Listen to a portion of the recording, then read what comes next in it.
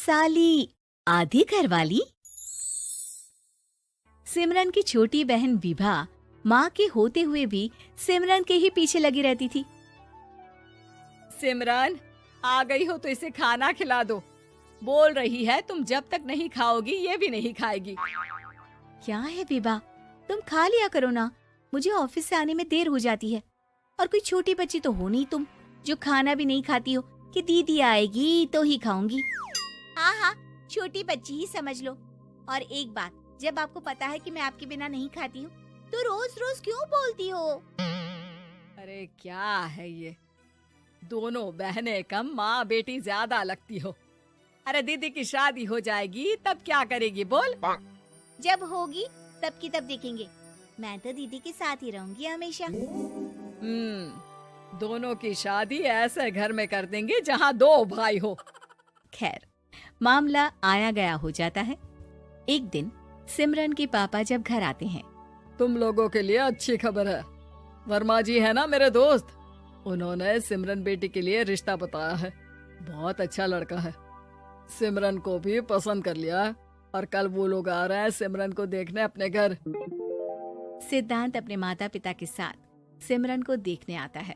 उसे सिमरन अच्छी लगती है और शादी तय हो जाती है। सिद्धांत की माँ कहती है, अब तो हम लोग ले जाएंगे जल्द ही अपनी सिमरन को यहाँ से।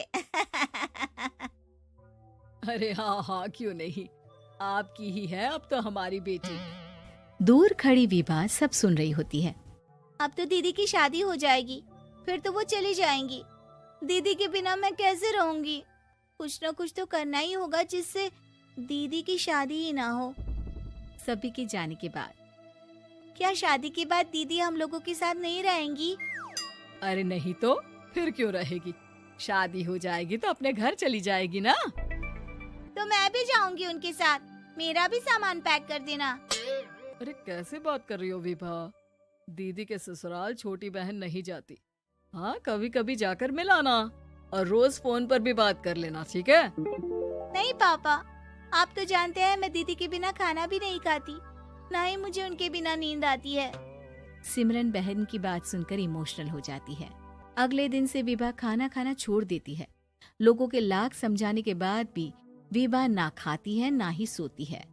अंत में हार मानकर सिमरन सिद्धांत से मिलती है। सिद्धांत, मेरे मम्मी पापा ने बचपन से ही विभा और मुझे साथ रखा। वो मुझसे बहुत जुड़ी है। मुझे उसकी टेंशन रहेगी शादी के बाद, क्योंकि वो मेरे बिना नहीं रह सकती है। अरे ये तो छोटी सी बात है, वो हम लोगों के साथ हमारे घर में रह सकती है। जब उसकी अकल आ जाएगी या वो समझ जाएगी कि तुम्हारा घर वो नहीं बल्कि ये है, तो हम उसे घर छोड़ आएंगे, ठीक है? सिमरन खुश हो जाती है क्योंकि वो यही चाहती थी। वो माँ पिता से बात कर लेती है। अरे कैसी बात कर रही हो सिमरन, भला बेटी के ससुराल में हम छोटी बहन को कैसे भेज दे? जमाना क्या कहेगा? अरे तू पागल हो गया है, मना कर दे। इस शादी में इन लोगों का तो ये चलता ही रहेगा। कभी बहन यहाँ आ रही है, कभी वो बहन के पास जा रही है। अरे शादी हो रही है, कोई मजाक थोड़ी ना हो रहा है ना बाबा ना। माँ कैसी बात कर रही हो? सिमरन से मैं जुड़ाव महसूस कर रहा हूँ और इतनी सी बात के लिए इतनी अच्छी लड़की को कैसे छोड़ सकता हूँ? सिद्धांत की भी जिद होती है कि वो सिर्फ सिमरन से ही शादी करेगा, और होता भी वैसा ही है। सिद्धांत और सिमरन की शादी हो जाती है और दहेज में आ जाती है विभा। शादी के बाद बुआ सास कहती है, अरे माँ ना, साली आधी घर वाली होती है, लेकिन ये क्या, तुम तो उसे घर ही ले आए। तभी चाची कहती है, सिद्धांत को तो हम लोगों ने सीधा समझा था, लेकिन सबसे तेज तो यही निकला। अरे देखो कैसे दहेज तो नहीं लिया, लेकिन साली पर कब्जा कर लिया। सिद्धांत ने इस और तो सोचा ही नहीं था, लोग उन लोगों के बारे में ऐसी भी बात करेंगे। वो वहाँ से चला जाता है और चुपचाप अपने कमरे में लेट जाता है। क्या हुआ सिद्धांत, तुम अचानक से परेशान हो गए, कोई बात है क्या? अरे नहीं, वो थक गया था ना, शादी की सारी तैयारी और रस्मों के बीच, सोच रहा हूँ थोड़ा आराम कर लूं। हाँ ठीक है, आप लेट जाइए, मैं विभा का बेड लगा देती हूँ जमीन पर। क्या वो यहाँ सोएगी? हाँ, बताया तो था कि उसे नींद नहीं आती मेरे बिना। तो तुम आराम से लेटो ऊपर, हम लोग नीचे बिछा लेते हैं। अरे नहीं नहीं, तुम दोनों आराम से लेटो ऊपर, मैं माँ पापा के रूम में जा रहा हूँ। सिद्धांत वहाँ से दूसरे कमरे में चला जाता है, जहाँ सिद्धांत के पिता उससे कहते हैं, क्या बात है बेटा, तू उस कमरे में क्यों नहीं सो रहा? बहू से लड़ाई हो गई है क्या शादी के पहले दिन ही? अब नहीं पापा, वो दोनों बहनों को बात करनी थी और मुझे नींद आ रही है, तो मैं यहाँ सोने चला आया। अगले दिन सिद्धांत तैयार होकर ऑफिस जाता है। ऑफिस में लंच के वक्त दोस्त कहता है, क्या बात है सिद्धांत, इतना सारा खाना एक ही दिन में? हाँ यार, वो सिमरन को खाना बनाने का शौक है तो उसी ने बनाया है। यार हम लोगों की तो सिर्फ एक ही बीवी है, इसकी तो दो है ना। सिद्धांत को गुस्सा आ जाता है। कैसी बात कर रहा है तू? अरे तू तो भाग्यशाली है जो बीवी के साथ साथ साली भी आ गई। अरे साली लोगों की तो आधी घरवाली होती है, तुझे तो पूरी की पूरी मिल गई। सिद्धांत का पारा अब 7वें आसमान में पहुंच जाता है। वो खड़ा होकर उस लड़के से लड़ने लगता है।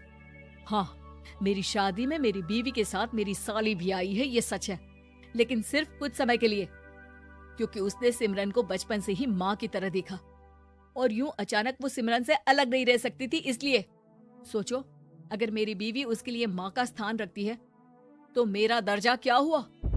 तभी वहाँ बॉस आ जाता है। माफ करना सिद्धांत, यहाँ इस मेंटल लेवल के लोग हैं।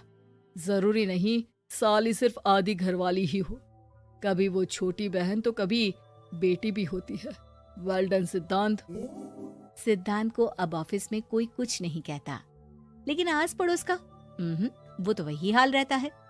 सिद्धांत ऑफिस से घर की ओर आ रहा होता है कि रास्ते में उसे अपनी कॉलोनी का दोस्त मिल जाता है। क्या बात है, चेहरे की चमक बता रही है, शादी से बड़ा खुश है तू, क्यों? हाँ यार, अच्छी लड़की और अच्छा परिवार मिलना कहाँ होता है जल्दी आजकल। यार हमें भी दिला देना ऐसा परिवार जहाँ एक के साथ एक फ्री की स्कीम चल रही हो। सिद्धांत को फिर गुस्सा आ जाता है। वो दोस्त को मारने के लिए हाथ उठाता ही है कि वहाँ विभा आ जाती है। अरे जीजू, रहने दीजिए ना, ये लोग नहीं समझेंगे कि इंसानियत क्या होती है। ये सच है कि दीदी से कैसे दूर रहना, ये मुझे पता नहीं था। आपने मुझे दीदी के पास रहने का मौका देकर ये समझने का मौका दिया कि लड़की का असली घर उसका ससुराल होता है। मैं समझ चुकी हूँ, मैं जा रही हूँ जीजू, लेकिन मैं खुश हूँ कि आपने मुझे अपनी छोटी बहन समझा। सभी उन लोगों को देखकर ताली बजाने लगते हैं।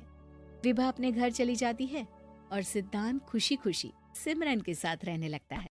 संस्कारी बेटी शालिनी की उम्र लगभग 28 साल की हो चुकी थी, लेकिन अभी तक उसकी शादी नहीं हुई थी।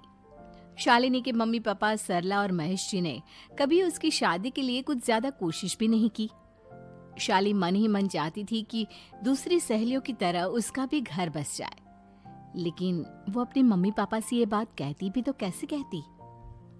माँ जानती है, मेरी सहेली है ना शीतल, उससे बेटी हुई है, बड़ी प्यारी बच्ची है उसकी। अरे ये तो बहुत अच्छी बात है, उसकी शादी भी तो 4 साल पहले हो गई थी ना।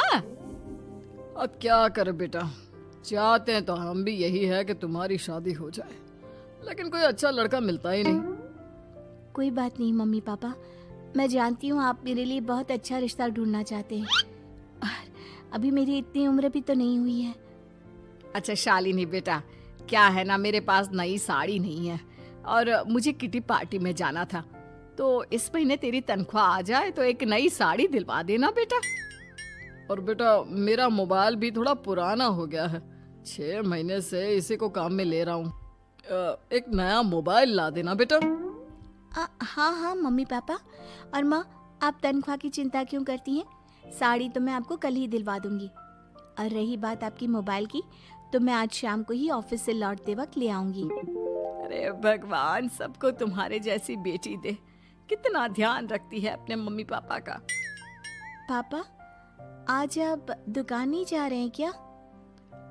वो क्या है ना बेटा, मेरे सर में जरा दर्द हो रहा है, इसलिए आज दुकान जाने का मन नहीं है। पापा दवाई ले लीजिए, और अगर हो सके तो चले जाइए, इस तरह दुकान बंद रहेगी तो ग्राहक आना बंद कर देंगे ना। अरे बेटा, तेरे पापा की अब उम्र हो चली है और तू है ना हमारी कमाऊ बेटी, इतनी अच्छी नौकरी करती है, हमारा ख्याल रखती है, तेरे पापा को चिंता करने की क्या जरूरत भला है? ठीक है पापा, आप अपना ध्यान रखिए, मैं ऑफिस से लौटते वक्त आपका फोन ले आऊंगी। और माँ, आपकी साड़ी हम कल लेकर आएंगी। शालिनी के जाने के बाद क्या करे? शालिनी के लिए सच में कोई लड़का ढूंढकर उसकी शादी करवानी है क्या? अरे पागल हो गई हो क्या? वो शादी करके इस घर से चली गई तो हमारे खाने के लिए पैसे कहाँ से आएंगे? जानती हूँ वैसे भी आपको ना दुकान पर जाने में, काम करने में आलस आता है, अच्छे से पहचानती हूँ आपको। हाँ तो क्या हुआ? बेटी नौकरी करती है, जब बच्चे माँ बाप की कमाई पर मजाक कर सकते हैं तो क्या माँ बाप बच्चों की कमाई पर थोड़े दिन चैन से जी नहीं सकते? अरे वो तो हम जी रहे हैं ना, देखा ना हमारी बेटी एक ही बार में हमें मोबाइल और साड़ी दिलाने के लिए कैसे फट से तैयार हो गई। एक दिन सरला की एक पड़ोसन अपने भतीजी का रिश्ता लेकर सरला के घर आती है। सरला बहन, ये मेरा भतीजा है प्रशांत, इसके लिए रिश्ता ढूंढ रही थी बहुत दिन से। अचानक से तुम्हारी बेटी का ख्याल आया। इतनी सुंदर और अच्छी नौकरी वाली लड़की है, मुझे तो बहुत पसंद है। अरे तुम्हारे पसंद करने से क्या होता है? मेरी बेटी को भी तो तुम्हारा भतीजा पसंद आना चाहिए ना। हाँ, ऐसे थोड़ी ना कि तुम्हें हमारी लड़की पसंद आ गई और हमने रिश्ता कर दिया। मेरा भतीजा बहुत बड़ी कंपनी में जॉब करता है। अंकल जी, मैंने आपकी बेटी को देखा है और वो मुझे बहुत पसंद है। हाँ, तुम्हें तो पसंद है, लेकिन हमें भी तो उससे एक बार पूछना पड़ेगा ना। तो बुलाइए ना शालिनी को, उससे पूछ लेते हैं कहाँ है वो। ऑफिस गई है और उसको आने में अभी देर लगेगी। लेकिन तभी शालिनी ऑफिस से आ गई। ये लीजिए, शालिनी भी आ गई। अब आमने सामने ही बात कर लेते हैं। आओ आओ शालिनी बेटा, इससे मिलो। मेरा भतीजा प्रशांत प्राइवेट कंपनी में अच्छी जॉब करता है। अब बेटा, तुम्हें ये लड़का पसंद है क्या? देखो बेटा, सोच समझ कर हाँ करना, तुम्हारे ऊपर कोई जबरदस्ती नहीं है। मम्मी पापा, प्रशांत की जॉब और उसकी बातें सुनकर मुझे तो काफी अच्छा लगा। मैं उससे शादी करने के लिए तैयार हूँ। ये लो, सारा मामला यहीं के यहीं निपट गया। लड़का और लड़की राजी हैं, तो अब हमें क्या। सरला की पड़ोसन और प्रशांत वहाँ से चले जाते हैं। अगले दिन, क्या हुआ मम्मी पापा, आप इतने उदास क्यों लग रहे हैं? वो क्या है ना बेटा, तुमने शादी के लिए हाँ कर दी उस लड़के के साथ। तो क्या हुआ माँ, उस लड़के में कोई खोट है क्या? आपको वो पसंद नहीं? अरे नहीं बेटा, जिसमें तुम्हारी खुशी उसमें हमारी खुशी। हमें भी लड़का पसंद है। तो फिर क्या बात है? अगर कुछ भी है तो आप मुझे बता सकते हैं। तुम्हारी माँ ये सोच सोच कर परेशान है कि तुम्हारे बाद हमारा क्या होगा। तुम हमारी इकलौती बेटी हो, हमारा बुढ़ापा कैसे कटेगा। अब बेटा, हम अपने बारे में सोचकर तुम्हें जिंदगी भर शादी करने से रोक तो नहीं सकते ना। जाओ, तुम अपनी जिंदगी में खुश रहो, हमारा क्या है, जैसे तैसे जी लेंगे। हाँ, बात तो सही है बेटा, कैसे भी करके मैं दुकान का काम कर लूंगा। तुम और प्रशांत शादी करके खुश रहो। अपने माँ बाप की बात सुनकर शालिनी काफी दुखी हो जाती है। उसे लगने लगता है कि वाकई में उसकी शादी हो जाने के बाद उसके माँ और बाप का ख्याल कौन रखेगा। और यही सोचकर वो एक दिन प्रशांत से मिलती है। देखो प्रशांत, तुम मुझे बहुत पसंद हो, लेकिन मैं चाहकर भी तुमसे शादी नहीं कर सकती। अरे क्या हुआ शालिनी, क्या तुम मेरी किसी बात से परेशान हो? नहीं प्रशांत, मैं अपने माँ बाप की इकलौती संतान हूँ। अगर मैं भी शादी करके घर से चली गई तो उनका ख्याल कौन रखेगा, उनका खर्चा कौन उठाएगा। तो क्या तुम सारी जिंदगी शादी नहीं करोगी? शायद नहीं प्रशांत, और अगर अपने माँ बाप के लिए ये भी करना पड़े तो इसमें गलत क्या है। प्रशांत ये सारी बात जाकर सरला के पड़ोसन यानी कि अपनी बुआ को बता देता है।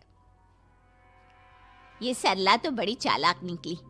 प्रशांत, वो अपनी बेटी के साथ खेल खेल रही है। कैसा खेल? आप क्या कहना चाहती हैं? अरे शालिनी बहुत सीधी और संस्कारी लड़की है। लेकिन ये सरला और महेश एक नंबर के चालाक। बुआ जी, आपकी बात सही है, लेकिन अपनी बेटी के साथ भला कोई क्यों चालाकी करेगा? वो तो मैं तुझे कल बताऊंगी। तो कल सुबह मेरे साथ शालिनी के घर चलना। और फिर अगले दिन। क्या हुआ सरला बहन, तुम्हारी बेटी ने तो शादी के लिए मना कर दिया। अब पता नहीं बहन जी क्यों मना कर दिया। हम तो चाहते थे कि बेटी की शादी धूमधाम से करें। हमारी तो बहुत इच्छा थी कि शालिनी की शादी प्रशांत के साथ हो जाए, लेकिन अब क्या करें, वही नहीं चाहती। आंटी जी, शादी के बाद मुझे अपने माँ बाप की बहुत चिंता रहेगी। उनका ख्याल कौन रखेगा? और इसलिए मैं प्रशांत तो क्या, किसी से भी शादी नहीं करना चाहती। अंधी हो गई हो क्या माँ बाप के प्यार में? पहले जरा अपने माँ बाप से सच तो पूछ लो। कैसा सच? यही सच शालिनी कि ये तुम्हारे सगे माँ बाप नहीं है और तुम इनके लिए सिर्फ पैसे कमाने का एक जरिया हो। अरे अरे, ये तुम क्या कह रही हो? सच ही तो कह रही हूँ भाई साहब। अब सीधे सीधे अपनी बेटी को अपनी सच्चाई बताओगे या फिर मैं कोई दूसरा तरीका निकालूं? हमें माफ कर दो शालिनी। वो क्या है ना, हमारी कोई औलाद नहीं थी और जब तुम छोटी थी तो हमने तुम्हें गोद ले लिया था। तो इस नाते तो मैं आपकी बेटी ही हुई ना। लेकिन तुम्हें गोद लेने का हमारा सिर्फ एक ही मकसद था कि बड़ी होकर तुम नौकरी करो और हमारे लिए पैसे कमाओ, क्योंकि तुम्हारे पापा को काम करने में बहुत आलस आता है। और ये सच है कि हम ही नहीं चाहते थे कि तुम्हारी कभी भी शादी हो। कोई बात नहीं मम्मी पापा, आपने मुझे गोद लिया, पाल पोस कर बड़ा किया। भले ही उसके पीछे आपका कोई भी इरादा सही, लेकिन मैं आपकी बेटी हूँ। शादी तो मैं प्रशांत के साथ कर लूंगी, लेकिन उसके बाद भी जिंदगी भर आप दोनों का ख्याल रखूंगी। शालिनी की बातें सुनकर सरला और महेश को अपनी गलती का एहसास होता है और वो उससे माफी मांगते हैं।